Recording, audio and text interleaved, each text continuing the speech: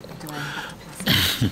Is that the process? Pass it back and forth? So just know that this process is not just with EDO, but in terms of what I can control. So with our new leadership, one of the things that there's been a shift is really using data to set goals and managing through data. The other part of that is around our new position for our equity social science analyst. So the goal of that position is not to replace the 26 analysts who, evaluate the data, pull the data. The goal of our position is to complement that and support it with setting goals, being transparent with the information, working with the community around that. And so that's what I would say our role would be in our future interaction. So are you saying that your office did not look at those reports before they got published? I reviewed some of the information, but I wasn't involved in the report writing. Correct. Yes. Oh, sorry.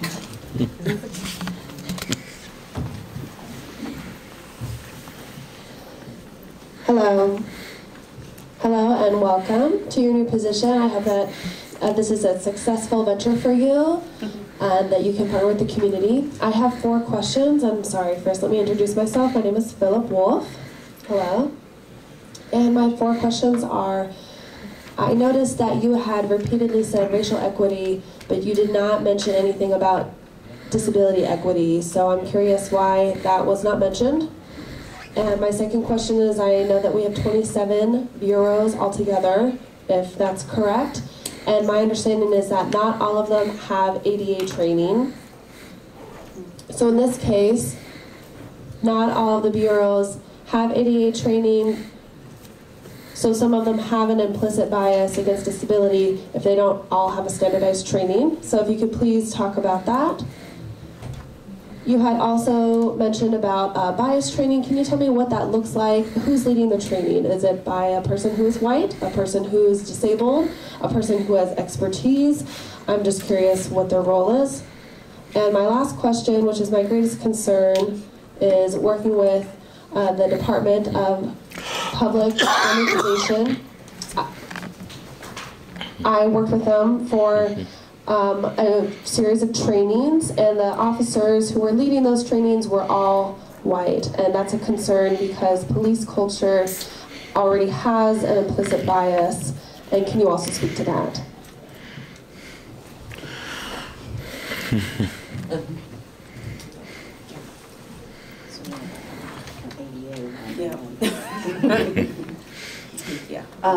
So the first one was around centering race within our racial equity plans. And so yes, race is centered in our equity plan. However, through intersectionality, that acknowledges all marginalized groups. So within the plan, if you were to review it, we have a goal for Title II, Title VI, working with our LEP community members.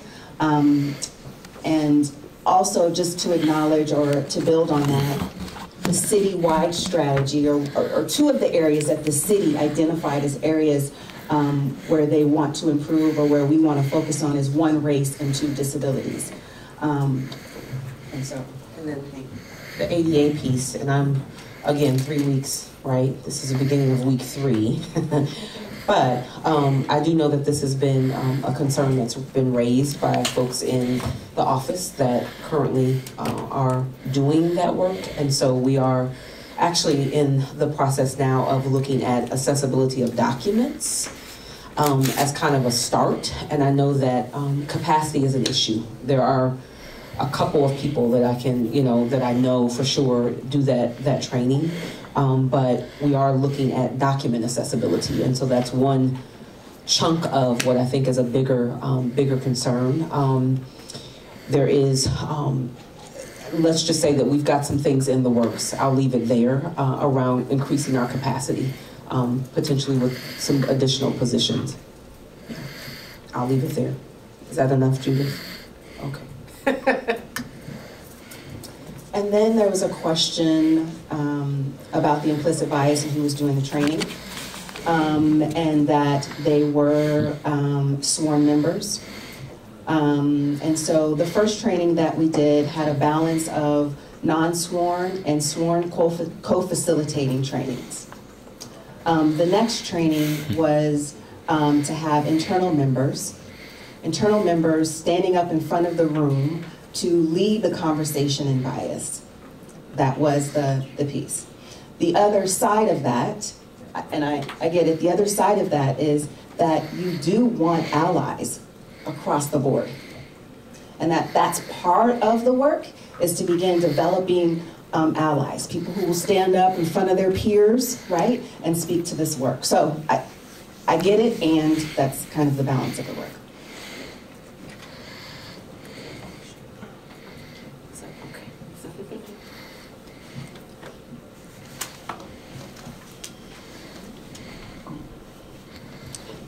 Any other feedback from the public? Yes, sir.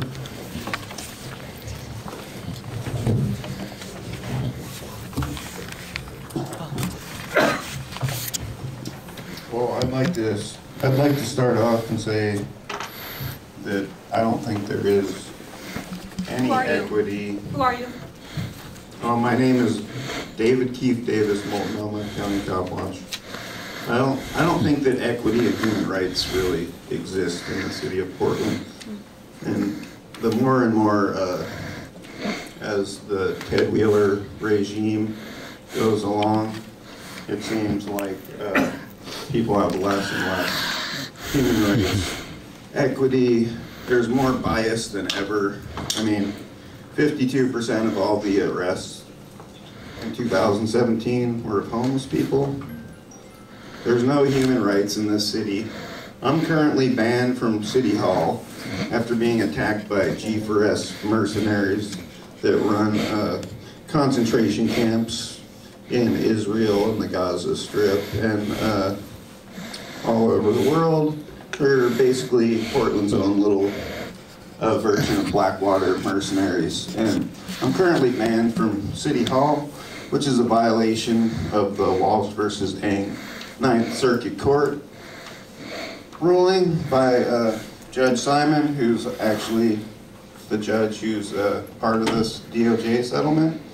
And so I was trying to film at City Hall during a city council meeting, and then I have a G4S security guard mercenary come up, grab my camera.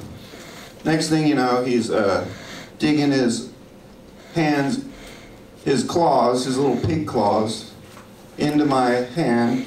I have multiple scars. Then I rubbed a little blood on the wall at City Hall, and to wipe off the blood off my hand. Now I got 2 counts of criminal mischief and trespassing. I'm currently banned from City Hall. My named victim is that I'm supposed to have no contact with is the building itself, City Hall. And so those are your bosses, you know. Ted Wheeler is your boss. And all the people that are running this little stinkhole of a cesspool city that we got, where there's child sex trafficking running rampant. And then you have Ted Wheeler, Joanne Hardesty, you know, Dan Saltzman, who left. One minute left on the. And all these people are getting money from child rapists like Terry Bean. And they hang out with Matt Hennessy, the child rapist pastor of the Vancouver Baptist Church, who's a former Portland police employee. It's just hard to imagine how this city has become such a cesspool, and how anyone's supposed to think that anything's gonna... What's your question? I'm wondering, like, how people can even talk about equity and human rights in a city like Portland, where there basically is no equity or human rights. Perfect. There's nothing but bias. That's 4 minutes now, your comment, and we've got the question now, so let's allow them to respond to that. Thank you. Now, I'd rather have Ted Wheeler here because he's the one who's really orchestrating this stuff. I know you guys are just workers and you're supposed to, you know, do your best in a city where it's just totally controlled by an evil despot dictator. Let's have our response now, please. I appreciate your comments and your question. I would say that part of my responsibility as a change agent is, I don't know how I would walk through the door if I didn't see hope and potential and acknowledge the steps. And I think something that keeps driving me, my grandfather used to say, you know, people sacrificed for you and they didn't even know your name. And so that guides my work, and I, you know, so that's how I can say that we're moving towards, you know, equity, or I can acknowledge the baby steps, but doesn't mean that by acknowledging that, we're not acknowledging all of the other struggles that you mentioned. And I'll just say quickly, for me, the work is both personal and professional. And so I navigate the world, right, as a Black woman. And that doesn't come off, right? Those experiences that my family and friends have, I don't leave that at the door as I walk through, you know, my office and think about the work that I have to do. And the reality is, like, our system, you know, does exactly what it was designed to do. And it works well, right, for those that it was designed to work well for. And I think we have to acknowledge that. And also be about the business of disrupting that. And so if we're not thinking about how systems of oppression work, not just in this city, but in this country, then we're not focused where we need to be. And so how are we collectively coming together to disrupt that? And so I wake up every day kind of as that is the goal, right? And thinking about what this means for my kids and how it should and I believe will look different. And that keeps me hopeful. So. Are we allowed to ask a question? Yep. Let me look up here and follow. We have 4 minutes left in this session.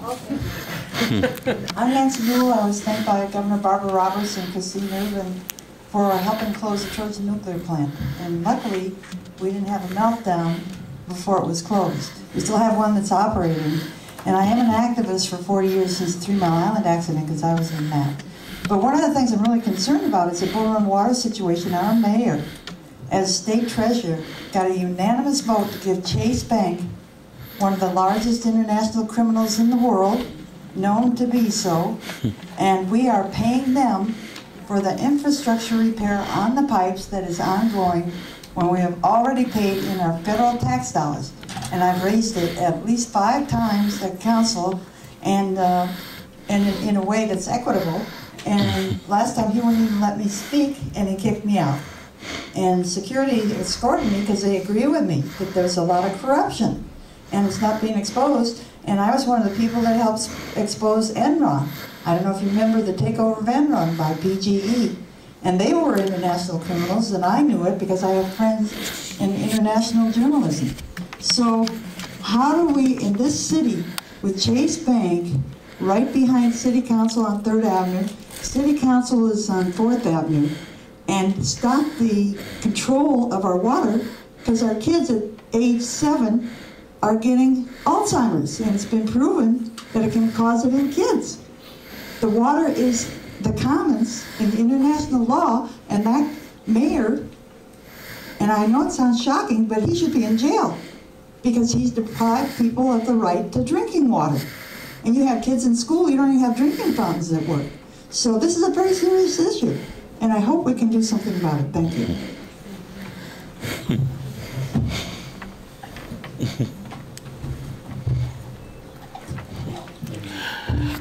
Okay, my name is Robert West. I'm a cop watcher. And one thing I see time and time again is police will pull over a white car, a car with a bunch of whites in it, and go up, talk to people, may issue a ticket, may not, may just question someone, and then they'll let them go. But they pull over a car with a bunch of blacks, they have them all get out, they search them, have them sit on the side of the road, search the car. I've noticed that the Portland police definitely deal with the blacks a lot different than they deal with the whites. They also do the same thing with the Hispanics. And how can you guys, you know, that's part of the racism of the Portland Police Bureau. And I see it time and time again, especially with the gang units. The blacks in the city of Portland only take up like 7% of the population, but they're like 61% of the gang unit stops. Something's wrong there. And this issue needs to be brought up because, you know, if I'm stopped for a traffic violation, say I run a red light, right? The cop comes up, gives me a ticket, whatever, right? But if he's